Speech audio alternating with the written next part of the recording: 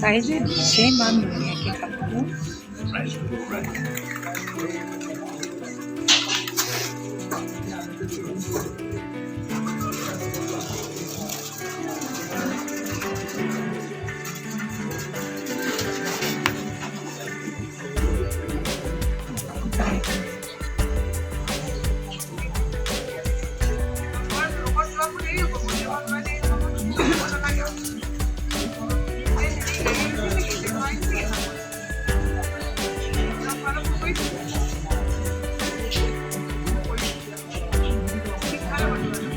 কালী মন্দিৰটোলৈ আহিলোঁ, আহি পেলাই ইয়াত যিটো দৃশ্য দেখা পালোঁ আপোনাৰ অলৌকিক আৰু দুৰ্লভ।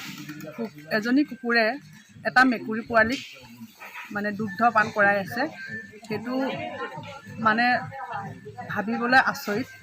আৰু আজি যিটো যুগত মানে জীৱ জন্তুৱে যি নেকি জীৱৰ মূল্য বুজি পাইছে, সেইটো হয়তো মানুহৰ মাজত নাইকিয়া হৈ গৈছে। সেই কৰি যেনেকৈ মেকুৰী পোৱালিটোক আজি দুগ্ধপান কৰাইছে, সেই মিলা প্ৰীতিটো আমাৰ সকলো মানুহৰ মাজত থাকক। যি নেকি মানুহ জীৱত মানে এই জীৱত থাকি মানুহৰ উন্নত শ্ৰেণী আৰু শ্ৰেষ্ঠ বুলি মই ভাবোঁ।